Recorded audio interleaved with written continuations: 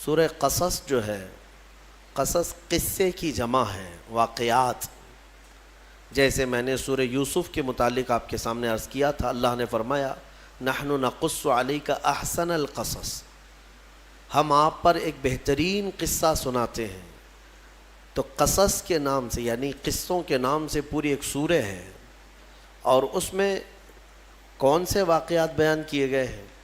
وہ سیدنا موسیٰ کلیم اللہ علیہ الصلوۃ والتسلیم کی پیدائش سے لے کر ان کے نبوت کے معاملات، اور پھر فرعون کے ساتھ ان کی جو مناظرے، مکالمے، مجادلے ہوئے، ان سب چیزوں کے متعلق اس میں بیان کیا گیا ہے. بات ایسی تھی کہ فرعون، ویسے میں آپ کو بتا دوں کہ فرعون کون ہے. فرعون صرف ایک شخص کا نام نہیں ہے. مصر کا جو بھی بادشاہ ہوتا تھا اس کا لقب فرعون ہوتا تھا. تقریباً 18 یا 19 فرعون آئے ہیں.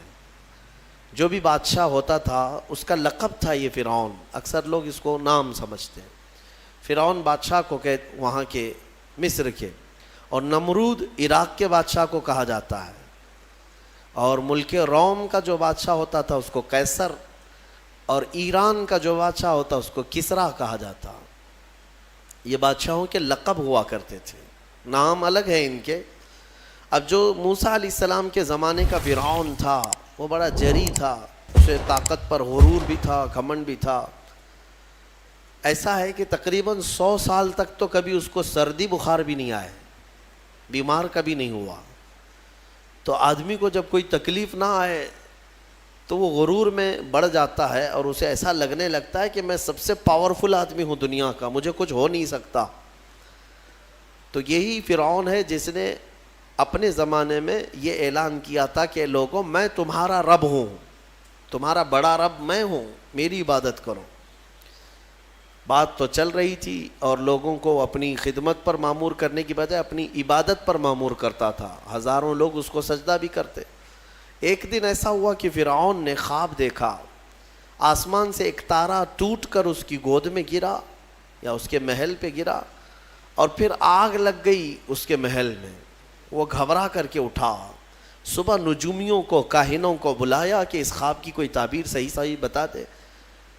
بہتوں نے الگ الگ تعبیریں بتائی. پھر جو بڑے ماہر نجومی تھے انہوں نے کہا کہ اس خواب کی تعبیر یہ ہے کہ بنی اسرائیل خاندان میں ایک بچہ پیدا ہوگا جو تیری سلطنت کو ہلاک کر دے گا، تیری سلطنت کے ہلاک کرنے کا باعث بنے گا. خواب کی تعبیر سننے کے بعد شاہی فرمان جاری کر دیا اس نے کہ بنی اسرائیل میں آج کے بعد جو بھی لڑکا پیدا ہوگا اسے مار دیا جائے گا، کیونکہ وہ بچہ کہیں سلطنت کی ہلاک کرنے والا پیدا نہ ہو جائے. تو یہ اعلان کے بعد بنی اسرائیل خاندان میں جو بھی لڑکا پیدا ہوتا اسے مار دیا جاتا. یذبح ابناءہم ویستحیی نساءہم. قرآن میں ہے، اللہ فرماتا ہے وہ لوگ، یہ فرعون بیٹوں کو ذبح کر دیتا تھا اور لڑکیوں کو زندہ چھوڑ دیتا تھا. 1 سال کے اندر انہوں نے 12,000 بچوں کو ذبح کیا. پیدا ہوتے ہی قتل کر دیتے تھے. لڑکے کو زندہ رہنے کا حق نہیں تھا، صرف ڈر تھا.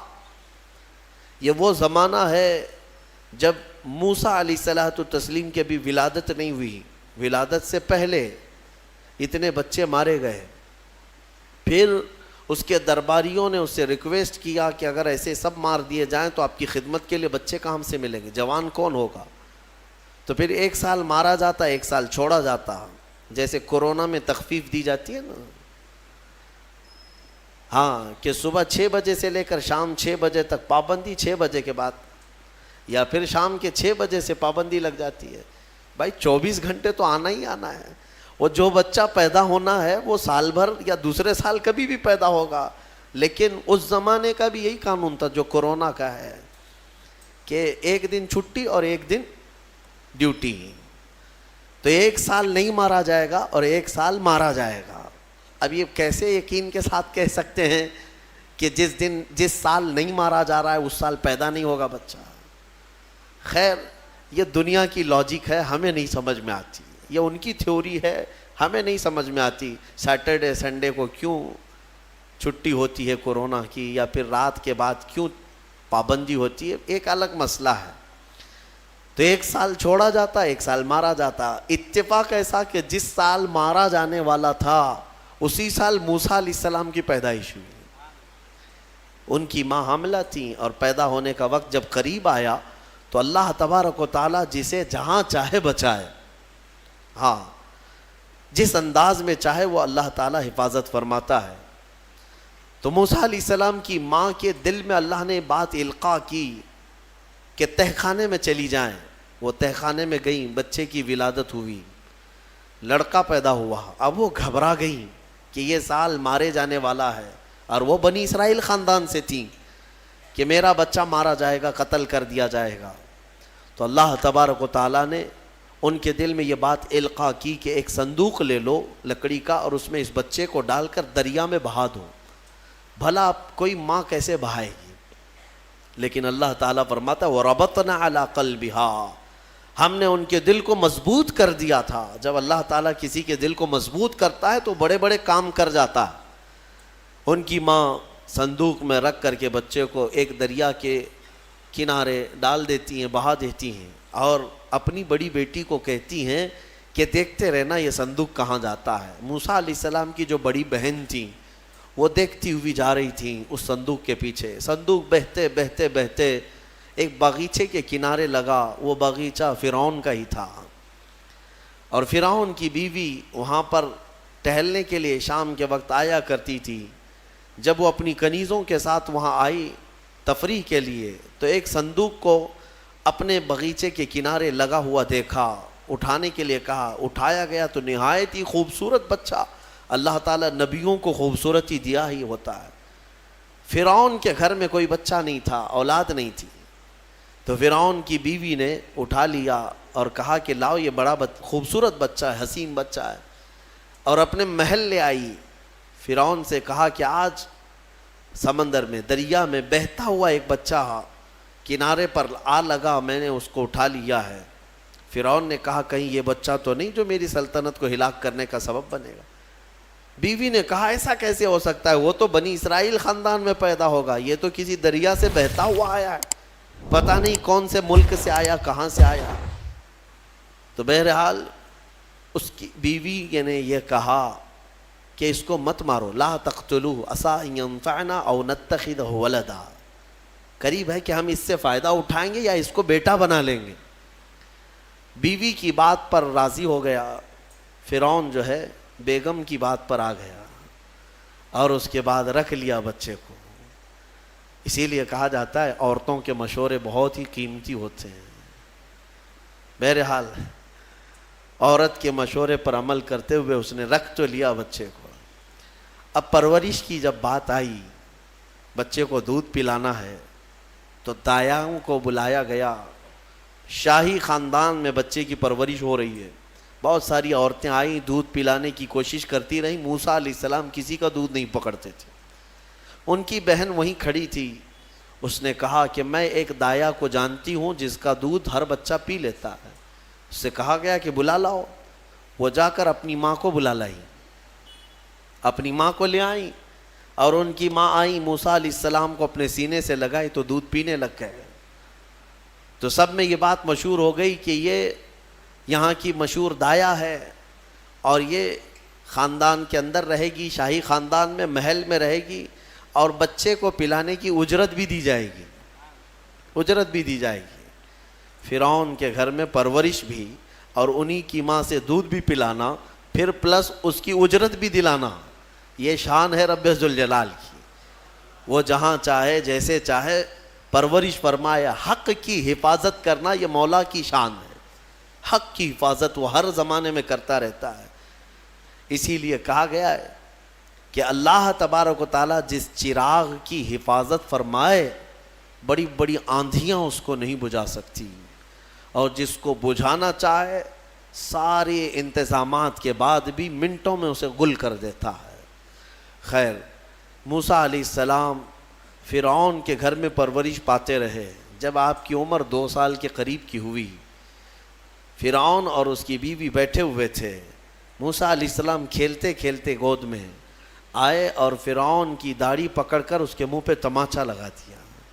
پہلی مرتبہ کسی نے بادشاہ کے منہ پر تماچا جڑا ہے تو بیٹا گھر کا، لیکن فرعون کو پہلی مرتبہ وہ زناٹے دار جو تھپڑ لگا، ہو سکتا ہے تارے نظر آ گئے ہوں، وہ گھبرا گیا، کہا کہ یہ بچہ ایسا کیسے مجھے مار سکتا ہے، ہاتھ کیسے اٹھا سکتا ہے، دسترخوان سے اٹھ گیا اور کہا اپنی بیوی سے، بیگم مجھے لگتا ہے یہی وہ بچہ ہوگا، یہی بچہ ہوگا جو سلطنت کے ہمارے خلاف جائے گا۔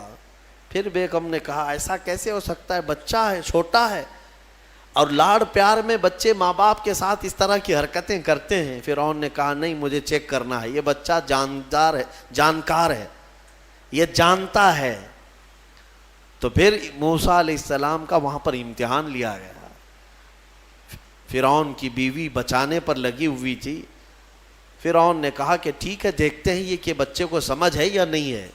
امتحان کے لیے بیگم نے کہا ایک کام کرو، ایک برتن میں آگ کے انگارے دہکتے ہوئے کوئلے وہ بھی لائے جائیں، اور ایک برتن میں سفید پھول لائے جائیں۔ اگر بچہ عقلمند ہوگا تو پھولوں کو پکڑے گا، نہیں تو پھر یہ لال چیز کی طرف بچوں کا ہاتھ زیادہ جاتا ہے، آگ دیکھے گا۔ کہا ٹھیک ہے، یہ آزمائش کی جائے گی۔ ایک برتن میں آگ کے لال سرخ انگارے کوئلے لائے گئے اور ایک برتن میں پھول لائے گئے، دونوں رکھے گئے۔ موسیٰ علیہ السلام کیا، ہر نبی ماں کے پیٹ سے ہی ہر چیز کو جانتے ہیں، اللہ تعالیٰ انہیں علم بھی نوازا ہے۔ موسیٰ علیہ السلام کو بلایا گیا، 2 سال کی عمر ہے کہ بچے ان دونوں میں سے کوئی چیز اٹھا لو۔